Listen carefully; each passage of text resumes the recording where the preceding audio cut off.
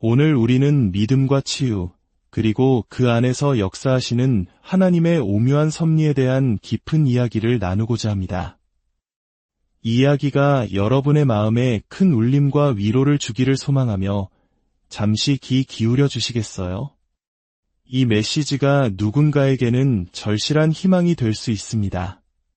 잠시 시간을 내어 구독과 좋아요를 눌러주시면 이 은혜의 말씀이 더 멀리 퍼져나가는 데 큰 힘이 됩니다. 여러분의 작은 손길 위에 하나님의 축복이 가득하기를 기도합니다. 성령님께서 우리 안에서 당신의 뜻대로 일하실 때 그 증거는 단순히 눈에 보이는 기적에만 머물지 않습니다. 그것은 강력한 능력의 나타남, 흔들리지 않는 믿음, 순결한 삶의 모습으로 드러나기도 하지만 동시에 기적이 오기까지 꿋꿋이 견뎌내는 인내의 모습으로도 나타납니다. 많은 분들이 묻습니다. 하나님은 정말 모든 사람을 치유하기 원하실까요? 우리는 이 질문에 어떤 마음으로 다가가야 할까요? 저는 주저없이 그렇다고 대답해야 한다고 믿습니다. 그것이 우리의 출발점이 되어야 합니다. 왜냐하면 아버지 하나님께서 이 땅에 보내신 예수님의 사역이 바로 그 증거이기 때문입니다. 예수님께 나아온 모든 사람이 치유를 받았습니다. 심지어 유대인이 아니라는 이유로 자격이 없다고 여겨졌던 수로보니게 여인조차도 예수님은 그녀의 믿음에 감동하시어 딸을 고쳐주셨습니다. 예수님을 따르는 우리 역시 그분의 마음으로 모든 사람에게 다가가야 합니다. 하나님의 뜻이라면이라는 조건부 기도가 아니라 하나님의 뜻이 치유임을 믿습니다라는 확신으로 나아가야 합니다. 이사야서 신세장의 말씀처럼 주님은 이미 우리를 위해 치유의 길을 예비해 놓으셨습니다. 하나님 나라는 지금 우리 가운데 실제하며 치유는 그 나라의 중요한 한 모습입니다. 하지만 저는 기도하면서 두 번의 매우 특별한 예외를 경험했습니다. 한 번은 한 성도님을 위해 기도하던 중이었습니다. 성령님과 깊은 관계 안에서 민감하게 동행하다 보면 그분의 마음을 아프게 하거나 성령의 역사를 막고 싶지 않은 마음이 생깁니다. 그런데 그 순간 제가 만약 이분을 위해 치유 기도를 한다면 오히려 성령님의 마음을 아프게 할 것이라는 강한 느낌을 받았습니다. 그것은 하나님의 뜻을 의심하는 것과는 전혀 다른 차원의 감각이었습니다. 또 다른 기억은 저희 교회의 한 직원분의 어머니를 방문했을 때입니다. 그분은 오랫동안 병상에 누워 계셨습니다. 제가 그분을 위해 기도하기 시작했을 때 지금이 바로 이분이 본향으로 돌아가실 때, 즉 하나님의 품으로 돌아갈 시간이라는 것을 분명히 알 수 있었습니다. 목회자로서 죽음을 마주하는 순간이 낯설지는 않지만 그 순간을 위해 기도하는 것은 여전히 어렵고 조심스러운 일입니다.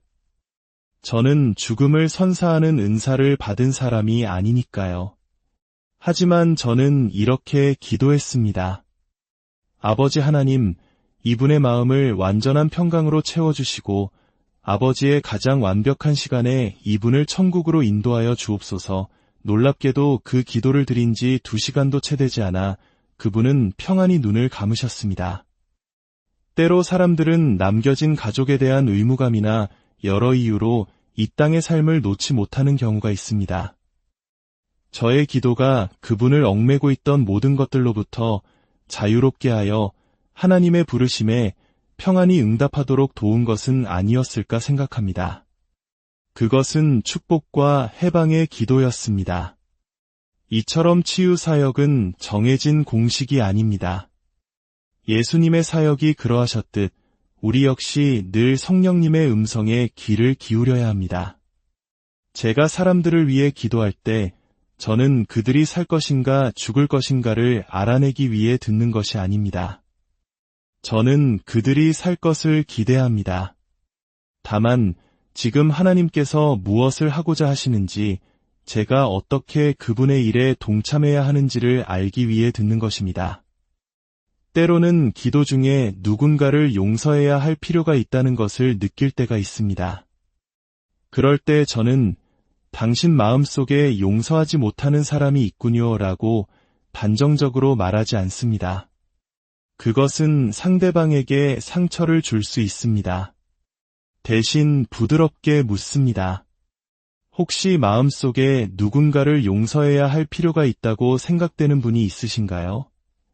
때로 용서가 치유의 문을 열어줄 때가 있거든요. 놀랍게도 많은 분들이 네, 있어요 라고 대답하며 그 사람을 용서하기로 결심하는 순간 육체의 질병이 치유되는 것을 수없이 목격했습니다. 예수님께서도 어떤 이에게는 내 하인이 살아있다. 집으로 돌아가라고 말씀으로만 선포하셨고 다른 이에게는 실로암 못에 가서 씻으라고 구체적인 행동을 지시하셨습니다. 이처럼 하나님은 각 사람에게 맞는 각기 다른 방식으로 일하십니다. 한 번은 다리 근육 일부가 없는 분에게 기도한 적이 있습니다. 저는 그에게 말했습니다. 저 뒤까지 걸어갔다가 다시 저에게 오세요. 그가 뒤쪽으로 걸어갔다가 돌아왔을 때 하나님께서는 이미 그의 다리에 완전한 기적을 행하셨습니다. 믿음을 표현할 작은 행동이 필요했던 것입니다. 그렇다고 부러진 발목으로 뛰라고 요구하는 식의 과시적인 행동은 필요 없습니다. 그것은 하나님이 원하시는 방식이 아닙니다. 하지만 믿음을 실제적인 행동으로 연결시켜줄 때 놀라운 일이 일어납니다. 그렇다면 치유가 일어나지 않을 때 우리는 그것을 믿음의 부족 탓으로 돌려야 할까요? 당신이 믿음이 부족해서 치유받지 못한 겁니다.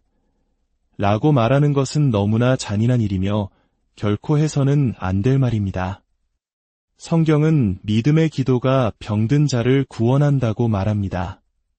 때로는 기도받는 사람의 믿음이 아니라 기도하는 사람의 믿음이 중요하게 작용합니다. 어떤 분들은 제게 와서 저는 이것을 위해 기도할 믿음조차 없습니다. 라고 고백하기도 합니다. 아주 드물지만 그 순간 하나님의 임재와 말씀이 너무나 강력하게 느껴질 때 저는 이렇게 말합니다. 괜찮습니다. 당신에게는 아무런 믿음이 없어도 됩니다. 제가 우리 두 사람을 위한 믿음을 모두 가지고 있습니다. 그리고 기도할 때 기적이 일어나는 것을 보았습니다. 물론 우리 모두는 믿음 안에서 성장해야 합니다. 하지만 결과에 대해 결코 다른 사람을 비난해서는 안 됩니다. 믿음이 하나님을 기쁘시게 하는 필수적인 요소임은 분명합니다. 하지만 우리는 때로 기도하는 사람도, 기도받는 사람도, 심지어 그 환경 속 누구도 큰 믿음을 갖지 않았을 때조차 하나님께서 놀랍게 역사하시는 것을 봅니다. 그래서 저는 제 안에서 믿음을 찾으려고 애쓰지 않습니다. 믿음은 마치 열어둔 병 속의 향수처럼 금세 날아가 버리는 것 같습니다. 대신 저는 순종에 집중합니다. 주님께서 무엇을 말씀하시든 저는 순종할 수 있습니다. 저의 순종은 그분의 신실하심에 기반을 둡니다. 그분이 눈먼 자의 눈에 손을 얹으라고 하시면 저는 순종할 뿐입니다. 나중에 돌이켜보면 그것이 믿음의 행동이었을 수도 있고 순전한 순종이었을 수도 있습니다. 하지만 그 근본에는 언제나 하나님의 은혜가 있을 뿐입니다. 기적이 일어나지 않을 때 우리는 어떻게 해야 할까요? 저는 왜라고 묻지 않으려 노력합니다. 그 상황을 분석하고 일어나지 않은 일에 대한 신학을 만들려고 하지 않습니다. 기적이 일어날 때 우리는 함께 기뻐하고 축하합니다. 그러나 기적이 지체될 때 바로 그곳에서 인내하는 믿음이 빛을 발합니다.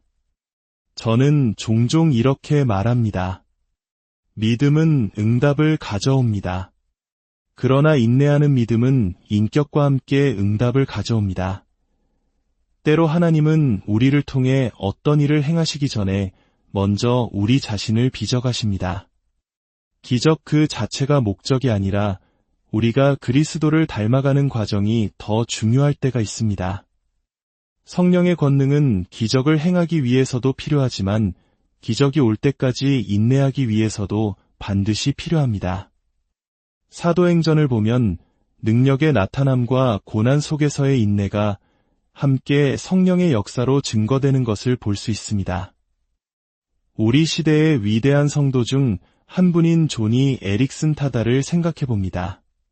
그녀는 젊은 시절 다이빙 사고로 전신마비가 되었지만 수십 년 동안 휠체어 위에서 그 누구보다 빛나는 믿음의 삶을 살아왔습니다. 그녀는 자신의 고통과 절망의 순간들을 솔직하게 나누면서도 그 안에서 역사하시는 주님의 사랑을 증거했습니다. 물론 그녀도 매일 치유를 위해 기도했을 것입니다. 20년이 지났지만 어쩌면 오늘이 바로 그날일지도 몰라라는 돌파하는 믿음과 오늘도 치유되지 않더라도 주님은 여전히 선하시다는 인내하는 믿음을 동시에 품고 살아가는 것입니다. 이것은 제 아들의 이야기이기도 합니다. 제 아들은 깊은 청력 손실을 가지고 태어났지만 믿음의 용사입니다. 저는 수많은 집회에서 귀가 들리지 않는 사람들을 위해 기도했고 그들이 치유되는 간증을 가지고 집에 돌아오곤 했습니다. 한 번은 교회 직원 예배에서 귀가 열린 여러 사람들의 이야기를 나누는데 저편에 앉아있던 아들이 저를 보며 입모양으로 이렇게 말했습니다. 아빠, 우리는 그날에 하루 더 가까워졌어요. 그 말을 듣는 순간 제 마음은 무너져 내렸습니다. 수없이 많은 기도를 받고도 여전히 치유되지 않은 상황 속에서 아들은 냉소적으로 변하는 대신 자신의 마음을 지키며 기적에 대한 소망을 버리지 않았던 것입니다. 아들은 기적을 인질 삼아 하나님을 협박하지 않았습니다. 정말 저를 사랑하신다면 고쳐주셔야죠. 와 같은 태도가 아니었습니다. 아들은 제게 진정한 영웅입니다. 사랑하는 여러분, 믿음의 여정은 이처럼 돌파하는 믿음과 인내하는 믿음이 함께 공존하는 신비로운 길입니다. 때로는 즉각적인 기적으로, 때로는 오랜 기다림 속에서 더욱 깊어지는 인격으로 하나님은 우리 삶에 응답하십니다. 중요한 것은 어떤 상황 속에서도 그분의 선하심을 신뢰하며 그분과의 관계를 더욱 깊이 쌓아가는 것입니다. 여러분의 삶에 하나님의 치유의 손길이 함께하기를 축복합니다. 그러나 그보다 더 어떤 폭풍우 속에서도 여러분을 굳건히 붙들어줄 인내하는 믿음의 거장으로 세워지기를 간절히 기도합니다. 여러분과 여러분의 가정 위에 주님의 평강과 은혜가 넘치기를 소망합니다. 이 메시지가 여러분의 마음에 와 닿으셨다면 위로와 희망이 필요한 다른 이들에게도 닿을 수 있도록 공유해 주시길 부탁드립니다.